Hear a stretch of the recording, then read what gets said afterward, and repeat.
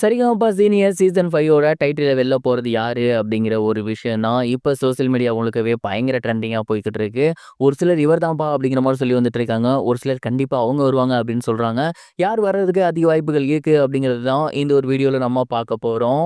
இந்த ஒரு season start ஆனதுலேருந்தே ரசிகர்கள் மத்தியில மிகப்பெரிய வரவேற்பு பெற்ற நபர்கள் அப்படின்னா, ஒண்ணு வந்து பவித்ரா, இன்னொன்னு வந்து சபேசன். இதுல நல்லா பாடக்கூடிய ஒரு நபர் அப்படின்னா, கண்டிப்பா சபேசன் அவர்கள கண்ண மூடிட்டு சொல்லலாம். ஏன்னா இந்த என்டையர் சீசனுமே அதிக கோல்டன் பஸர் வாங்கினது யாரு அப்படின்னு பார்த்தீங்கன்னா, அவர்தான். அந்த அளவுக்கு ரொம்ப சூப்பரா பாடியிருக்காரு.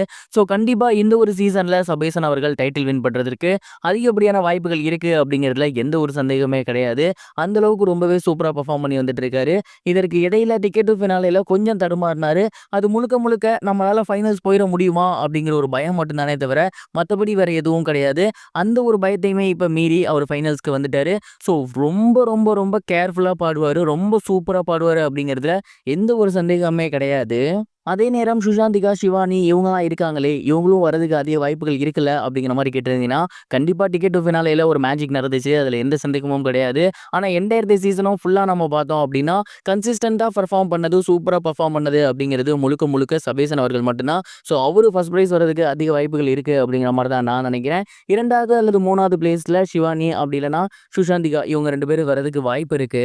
அதே நேரம் டாப் 3க்குள்ள வரதுக்கு பவித்ராவுக்குமே வாய்ப்பு இருக்கு. அவங்களுக்குமே சூப்பரான குரல் வளம் இருக்கு. கொஞ்சம் சூப்பரா எஃபோர்ட் போட்டு பாடுனாங்க. நல்ல சாங் செலக்ஷன் பண்ணிட்டாங்க அப்படின்னா, அவங்களுமே டாப் 3க்குள்ள வருவாங்க அப்படிங்கிறதுல எந்த ஒரு சந்தேகமும் கிடையாது.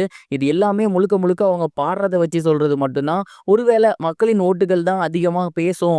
மக்கள் ஓட்டு தான் முக்கியம் அப்படிங்கிற மாரி கான்செப்ட்ல ஃபைனல் நடந்துச்சு அப்படின்னா, கண்டிப்பா பவித்ரா வரதுக்கு அதிகப்படியான வாய்ப்புகள் இருக்கு. சபேசன் வரதுக்கும் அதிகப்படியான வாய்ப்புகள் இருக்கு. ஸோ இவங்க 2 பேத்துக்குள்ள தான் போட்டி அப்படிங்கிற மாரி தான் நான் நினைக்கிறேன். நீங்க என்ன நினைக்கிறீங்க? இவங்க 2 பேத்துல யார் வருவாங்கன்னு நினைக்கிறீங்க? மறக்காம கமெண்ட் பாக்ஸ்ல ஷேர் பண்ணுங்க. இது ஒரு புறம் இருக்க, ராஜமௌழி அவர்களோட வாரணாசி படத்துக்கு புதிய சிக்கல் ஒண்ணு எழுந்திருக்கு. அந்த ஒரு சிக்கல் இப்போ படக்குழுவினருக்கு மிகப்பெரிய ஒரு அதிர்ச்சியை ஏற்படுத்தியிருக்கு அப்படிங்கிறது தெரிய வந்திருக்கு.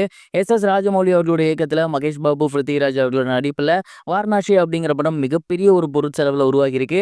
கிட்டத்தட்ட 1200 கோடி அந்த படத்தோட பட்ஜெட். அந்த அளவுக்கு பிரம்மாண்டமா இந்த படத்தை வந்து தயாரிச்சு வந்துட்டு இருக்காங்க. சமீபத்துல தான் படத்தோட டைட்டில் அனௌன்ஸ்மெண்ட் வெளியாகி இருந்துச்சு. படத்துல ஒரு பாடலையும் படத்தோட பேரையும் அனௌன்ஸ்மெண்ட் பண்ணியிருந்தாங்க. படத்தோட பேரு வாரணாசி. அண்ட் இந்த ஒரு படத்தோட பேர்ல தான் சிக்கல் ஏற்பட்டிருக்கு. ஏற்கனவே ஒரு புரொடக்ஷன் ஹவுஸ் வாரணாசி அப்படிங்கிற டைட்டில எடுத்து வச்சிருக்காங்களாமா.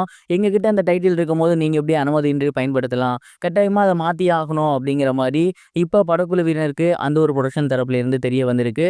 அண்ட் இத பார்த்துட்டு இப்ப எஸ்.எஸ். ராஜமௌழி படத்தோட பேர மாத்த முடியாது. இவ்வளவு பிரம்மாண்டமா டைட்டில் அனௌன்ஸ் பண்ணியாச்சு. அவங்க கிட்ட காம்ப்ரமைஸ் பேசுறதா, இல்ல படத்தோட டைட்டில மாத்துறதா அப்படின்னு மிகப்பெரிய குழப்பத்துல உள்ளாகி இருக்காராமா. அண்ட் இந்த ஒரு விஷயம் கூடிய சீக்கிரமே முடிவுக்கு வருமா அப்படிங்கிறத பொறுத்திருந்து பார்க்கலாம்.